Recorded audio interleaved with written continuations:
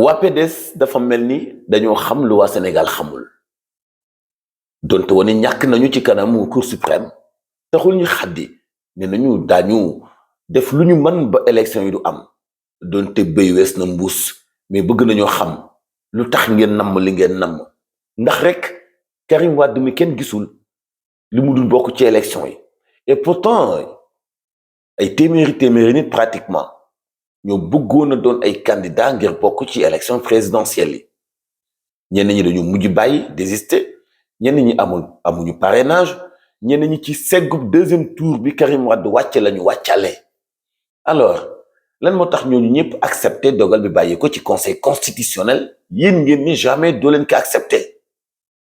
Sénégal yi toppatuñu leen sax ci jeu bi ngeen nekk question bi ñu leen di laaj mooy kan ngeen di jàppale ci élection présidentielle yi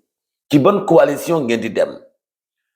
da ngeen di dem ci Amadou Ba mi ngeen tuumal corruption ci ay magistrat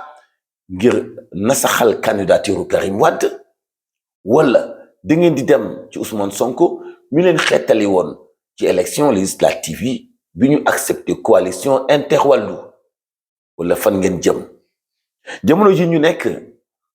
ku amul péete na ngay soof ku kenn xamul fi nga jëm doon neex a gunge wax leen ñu nan ngeen jàppe sénégalais yi ci seen xeetu doxalinu politique bi ngeen di def ci Sénégal ñun suñu digganteeg élection yi juróom-benn fan moo ci dox dañuy dem élection incha allah président Macky Sall semaine lañ ciy teg mu tàggatoo dem Sénégal am njiit lu bees keneen remplacé ko ñuy ñaan mu doon kuy indi changement ci Sénégal ki xam souffrance su Sénégal yi seen coono seen jafe-jafe ki taxaw mën a indi solution jàppandalal nit ñëpp bokk ci gestion bu Sénégal muy gestion inclusive càcc gi mën fee bàyyeekoo fonctionnaire milliardaire mën fi bàyyeekoo suuf si ñuy caxat-caxatee mën fi bàyyeekoo koom-koom bi ñu teg ci loxoy étranger yi mën fi bàyyeekoo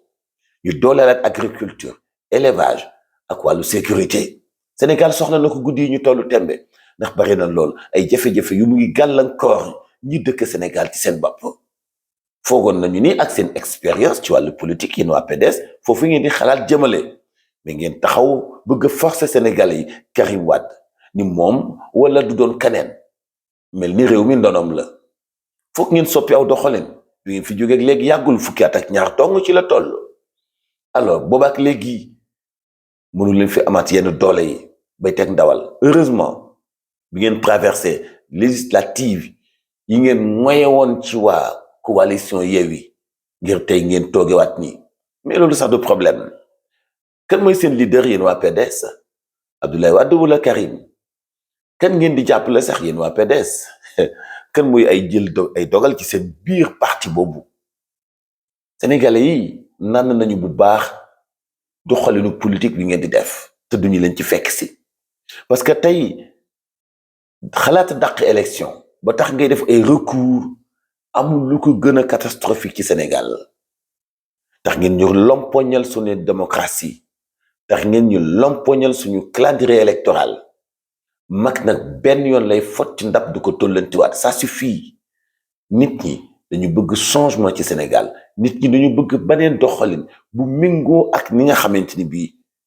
moom la ñu séntu Sénégal doxe noonu yeneen fukki at ak ñaar yi nekk ci suñu kanam waaye pas yéen ñu delloo siwaat leen bu leen neexee nag ngeen nekk ci géew bi politique waaw féete rek ci opposition bi chaque jour seen doole gën a wàññeeku mais pas ngeen di def ay jéego yoo xam ni dafay xajamal suñu démocratie nouvelle ère la ñu bëgg ay politiciens yu bees vision yu bees xalaat yu bees Sénégal gu bees comme nit ñi amee incha allah dimanche prochain président bu bees waaye nit ñi duñ leen fekk si ci seeni bëgg-bëgg ndax yéen ki ngeen di défendre daa nekkul sax Jolof